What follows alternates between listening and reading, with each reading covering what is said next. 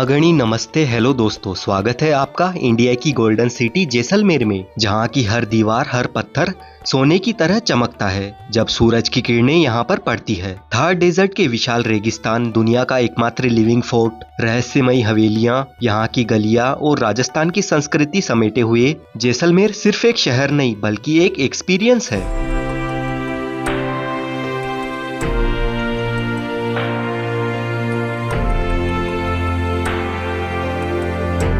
आज के इस वीडियो में मैं आपको बताऊंगा कि जैसलमेर कैसे पहुंचे, कहां घूमें, बेस्ट फूड, टेंट में रुकना, desert jeep safari, camel safari करना और आपका जैसलमेर ट्रिप का टोटल बजट कितना होगा। ये सारी कंप्लीट इन्फॉर्मेशन आपको मिलेगी। तो चलिए शुरू करते हैं ये शानदार सफर।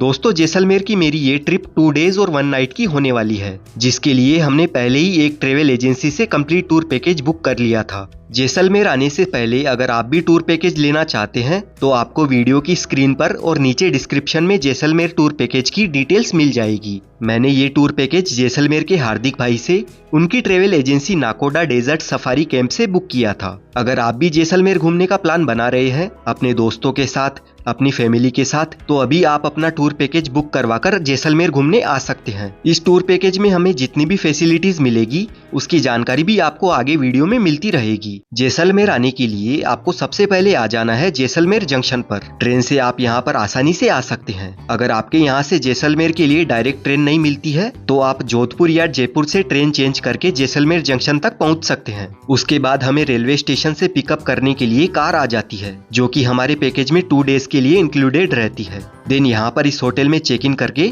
थोड़ी देर रेस्ट करने के बाद डे 1 में हम जैसलमेर सिटी घूमेंगे और यहाँ पर सबसे पहले हम विजिट करेंगे जैसलमेर फोर्ट को। लेकिन फोर्ट के अंदर जाने से पहले यहाँ पर हम करेंगे ब्रेकफास्ट। तो ये है फतेह की कचौरी, साथ में जैसलमेर की फेमस मिठाई गोठवा लड्डू एंड दाल पकवान, जो कि यहाँ पर काफी ज्यादा फेमस है। और ब्रेकफास्ट हो जाने के बाद चाय पीकर चलते हैं किले के अंदर।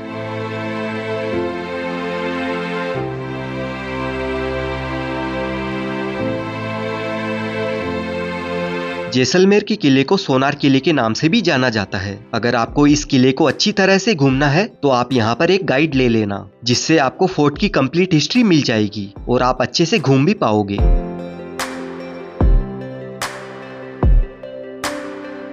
इस किले को राजा जैसल सिंह जी ने 1156 में बनवाया था। ये किला दुनिया के उन बहुत कम किलों में से एक है जहाँ पर आज भी लोग रहते हैं और इस किले में करीब 4000 लोग अपने घरों में रहते हैं। और अब हम किले की मेन प्लेस राजा और रानी के महल में जाएंगे एंड यहाँ की एंट्री टिकट 200 रुपए पर पर्सन रहती है। इस महल के अंदर हमें देखने को मिलता है राजा का सोने चांदी से बना हुआ सिंहासन, पुराने जमाने के औजार, राजा का बेडरूम और उनके सामान देखने के साथ ही इस महल की छत के ऊपर से किले का ये शानदार व्यू भी हमें देखने को मिलता है।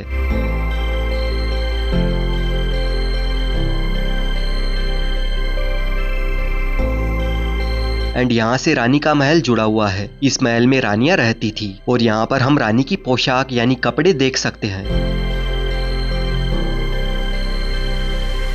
राजा रानी महल से बाहर आने के बाद आप यहाँ पर आ सकते हैं बारी हवेली म्यूजियम देखने के लिए, जिसकी एंट्री टिकट 70 रुपए पर पर्सन रहती है और इसमें हम पुराने जमाने की चीजों के साथ कल्चरल फोटोज भी क्लिक करवा सकते हैं। और 3 मंजिला इस पुरानी हवेली म्यूजियम में हमें राजस्थान के पुराने जमाने की सारी चीजें देखने को मिलती है। और यहाँ पर यह है खूबसूरत जैन मंदिर। इस मंदिर में फोटोग्राफी बंद है, तो आप बाहर से देखिए कितनी बारीक नक्काशी के साथ ये मंदिर बना हुआ है। किले में ये जो यहाँ की गलियां है, इन गलियों की दीवारों पर ओपन दुकानें बनी हुई है, जहाँ पर हर तरह के होम डेकोर आइटम्स और कपड़े खरीदने के लिए मिल जाएंगे। और ये दुकानें किले को एक एस्थेटिक वाइब देती है।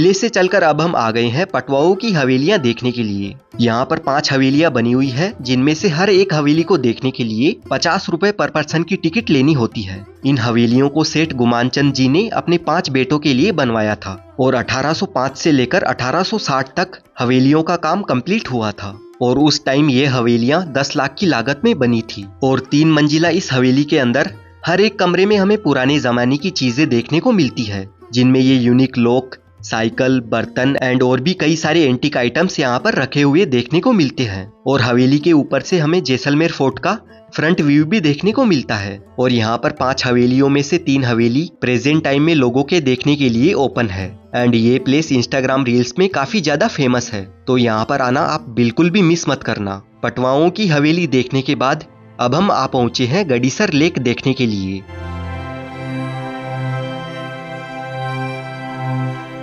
पुराने समय में ये लेक पूरे जैसलमेर सिटी के लिए पानी का एक मुख्य स्रोत था। यहाँ पर आप बोटिंग भी कर सकते हैं। यहाँ का नज़ारा काफी शांत और सुकून भरा रहता है। यहाँ पर बोटिंग के चार्जेस है 300 और 400 रुपीज। एंड यहाँ से अब हम जाएंगे डेजर्ट कैंप में, जो कि जैसलमेर सिटी से 45 किलोमीटर की दूरी पर है। लंच करने के लिए अभी हम रुके हैं जैसल रेस्टोरेंट में और लंच भी हमारे पैकेज में इंक्लूडेड है। थोड़ी देर की ड्राइविंग करने के बाद हम फाइनली पहुंच जाते हैं हमारे डेजर्ट कैंप में एंड इसी का मजा लेने के लिए लोग यहाँ पर आते हैं। और कुछ इस तरह का ये हमारा कैंप है। यहाँ पर बेड लगा हुआ है और एसी के साथ इसके अंदर ही बाथरूम की फैसिलिटी भी हमें मिल जाती है। और यहाँ पर थोड़ी देर रेस्ट करने के बाद अब हम चलेंगे थार रेगिस्तान के सेम सेंट ड्यून्स में desert adventure jeep safari and camel safari करने के लिए।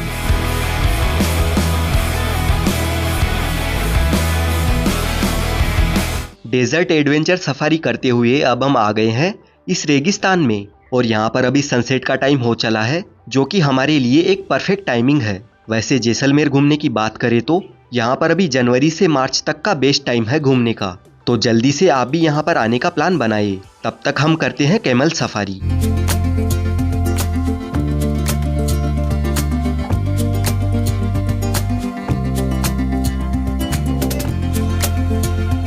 यहाँ पर रेगिस्तान में ये सारी एक्टिविटीज करना मतलब एक अमेजिंग एक्सपीरियंस होता है। और जीप सफारी, कैमल सफारी, ये दोनों एक्टिविटीज भी हमारे पैकेज में शामिल थी। सूरज ढलते ही सेम डेजर्ट से हम वापस कैंप साइट पर आ गए हैं और यहाँ पर हमारा ट्रेडिशनल तरीके से वेलकम होता है। यहाँ पर शाम के time Rajasthani cultural folk dance program शुरू होने से पहले हमें ये हल्का नाश्ता दिया जाता है और फिर शुरू होता है ये प्रोग्राम, जिसमें Rajasthani folk artist Rajasthani music के साथ समा बांधते हैं। शाम को 7 बजे से रात 11 बजे तक ये प्रोग्राम चलता है और यहाँ पर Rajasthani folk dance, Kalbelia dance और खुले आसमान के नीचे बोनफायर के साथ ये प्रोग्राम होता है और यहाँ का ये एक्सपीरियंस आपको लाइफ टाइम याद रहेगा।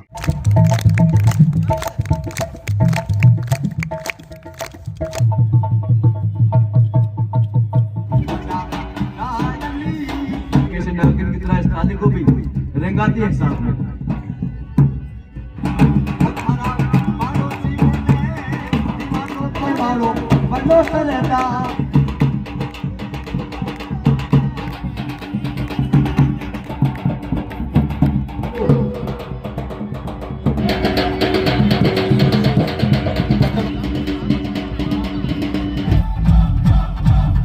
नाच नाच के तोड़ दे सैंडल शुरू हुई है।